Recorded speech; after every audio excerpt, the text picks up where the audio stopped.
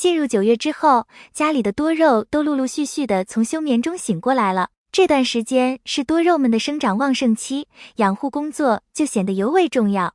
如果操作得当，会让多肉养出漂亮的状态，让它整个植株矮小，非常的好看。但是您要记住，控养2个字不能盲目操作，遇到真正适合的条件才能够去控养。如果操作不得当，也是容易出问题的。大家好，这里是花花世界的频道。想要让家里的多肉快速的变成肉丸子，那么通、控、晒、补这4个条件就非常关键。1. 通风。良好的通风不仅是控养多肉的第一步，也是保证多肉存活的关键。通风不良、潮湿闷热的盆土环境很容易滋生真菌，真菌侵蚀多肉，就会导致肉黑腐死亡啦。为了保住肉的一条小命，我们最好不要在不通风的室内养护多肉。通风透气的阳台、露台才是适合多肉生长的最佳场所。除了要在通风透气的环境中养护多肉，我们还可以在配土上下点功夫，可以多使用像火山石、麦饭石这类带有气孔的颗粒石来栽种多肉。颗粒土相比于普通的泥土，体积要大很多，可以提高肉盆土整体的透气性。再加上火山石自带的小气孔，就能让肉呼吸更顺畅，大大降低黑腐烂根的几率。2. 控型。首先控型先控水。进入9月份之后，多肉能不能快速的变成肉丸子，控水就非常重要。对于多肉植物来说，不同的生长状态都需要不同的浇水方式，才能达到秋后的好状态。简单来说，就是多肉在夏季休眠，生长状态上刚刚恢复，准备进入正常的生长模式，这时候就不要急着控水。准确点是在环境温度不低于15摄氏度前，都正常进行浇水养护，保证其健康快速的生长。等环境温度低于15摄氏度之后，再进行控水养殖。而有些多肉植物在夏季采用的是遮阴养护，生长虽然变弱了，但是经过一个夏季，也绝对长成一棵菜了。这样的多肉进入9月份之后，在温度适宜的情况下，会更加快速的生长，因此这时候一定要进行控水。而控水就是为了让其不继续徒长。不过，如果还控不住型的话，就把徒长的部分给修剪掉，这样让其重新长出来，养护上做到位，自然就生长旺盛，不会出现徒长了。另外，还有一个控型的方法，就是用矮胖素来控制多肉生长。这样越生长，多肉植物就会变得越来越粗壮矮胖，这是一个多肉控型的捷径。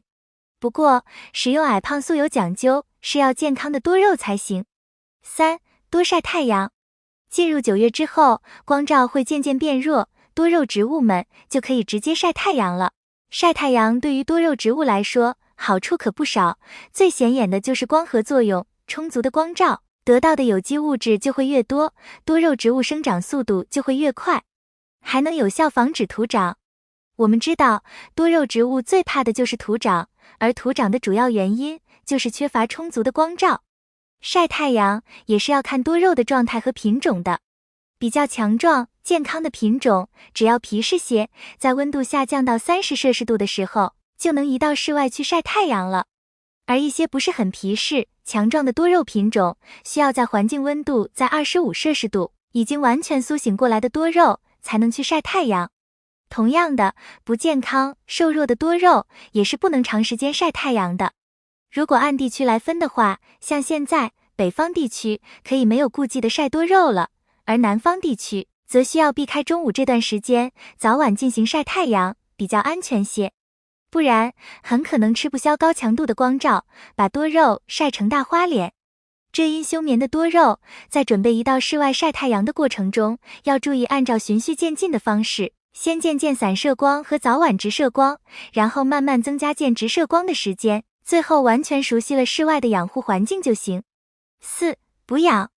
整个夏季，多肉植物控水停肥，进入9月之后，多肉植物进入快速生长期，想要变成肉丸子，养分不能少。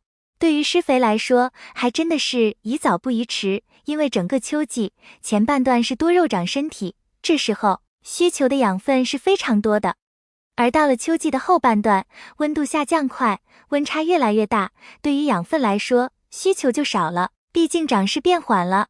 一般来说，根据品种的不同，也就是长势的不同，在温度下降到30°C以下，多肉植物开始生长，就可以施肥了。多肉植物施肥种类的选择也很重要，像复合肥最好不要用，虽然它见效快，但在控量上不好把握，很容易造成烧苗。植株不大的话，可以使用缓释肥。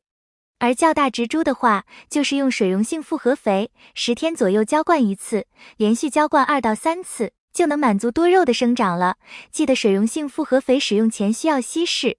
到了秋季的后半段，正是多肉生长变缓、出状态的时候，我们可以浇灌含有磷钾元素的花肥，还有少量的氮元素以及丰富的微量元素，对多肉植物出状态有很好的帮助作用。除了以上几点需要多注意控制之外，实际上花友们在养护多肉过程中，也需要注意其他的一些问题，比如光照补充和高温遮挡的问题，以及大家在养多肉过程中要给多肉做修剪和控型的问题。这些对于多肉来说都是需要一定的控制的，在不同的季节中，各个层面所需要的养护也会有所区别。秋季是多肉植物的黄金季节，我们一定要抓紧时间，把握好机会，养出美丽的多肉。今天要分享的内容到这里就结束了。分享的内容如果有错误和疏漏，还请批评指摘。控养多肉，如果你还有什么问题，欢迎在评论区留言。如果你喜欢花花的内容，请点赞、关注、转发给更多人看到。感谢你的观看，感谢粉丝一直以来的喜欢和支持。我们下期见。